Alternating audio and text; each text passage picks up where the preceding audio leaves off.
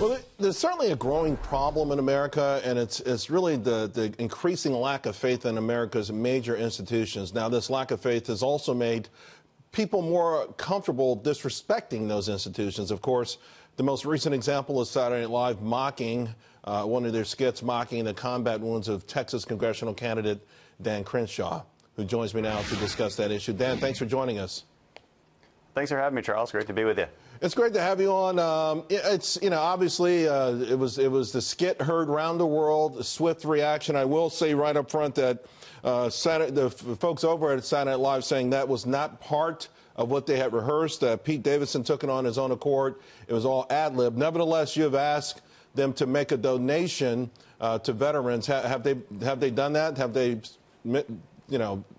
replied to you? Well, not to my knowledge. They did send me an email. The producers sent me an email apologizing. I think that's fine.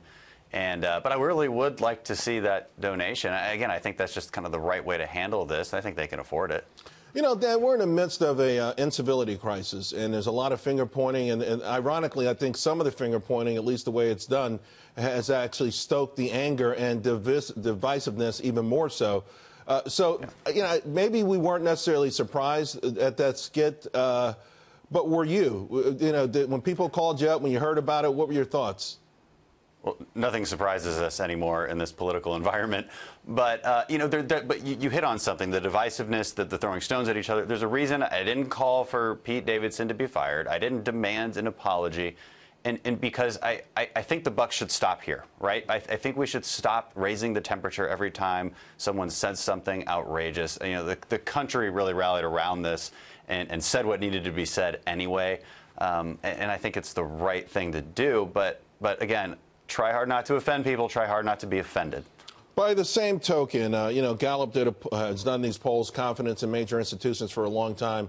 And what I find really remarkable is for a lot of them, our confidence in them, we have some on the board now. Those are current positives. But our confidence levels peaked in 1975 for public schools, for instance, 62%, only 29% now. For church, it was 68%. Now it's only 38%. For Congress, 42%, it's 11%. For big business, 34% is 25%. The only group that went up over that period was the military, from 58% to 74%. So, I thought the military was off limits. I thought a war hero was off limits. So we'll just leave it at that. But if you make it to Congress, what will you do? What can you do to help the nation heal itself so that we can get back on a path where, we can have differences of thoughts, but we do it in a respectful manner? Right. Be part of the solution. Don't be part of the problem. I think reminding people about the greatness of America and our foundational ideals that we all actually share together. America it's a compilation of the greatest ideas that humankind ever had. That's what happened in Philadelphia in 1776.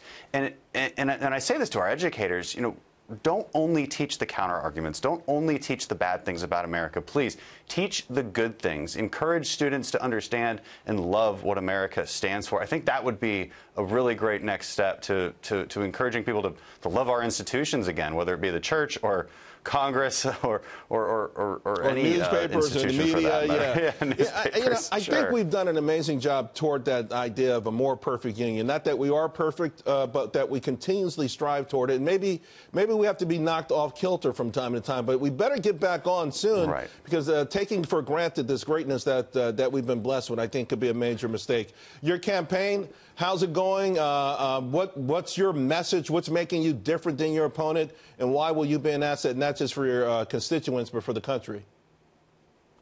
Well, I actually go back to a lot of things I just said about foundational principles. I talk about an approach to government, limited government, the trust in the people to self-govern locally, the trust in individual freedom and responsibility. That message resonates, especially in Texas. We love our freedoms. We want to be left alone by the federal government, but we want the federal government to do its job also, whether that's national security issues, border security, or what have you. We have flooding issues here still in Houston, and we want to get that infrastructure in place to protect Houstonians from future floods like Harvey. So there's a lot of issues that have come up, but in the end, it's about freedom, it's about service to country, and it's about making Americans proud of their public servants again. I think that's really a message that resonates. Dan Crenshaw, thanks a lot. We appreciate it.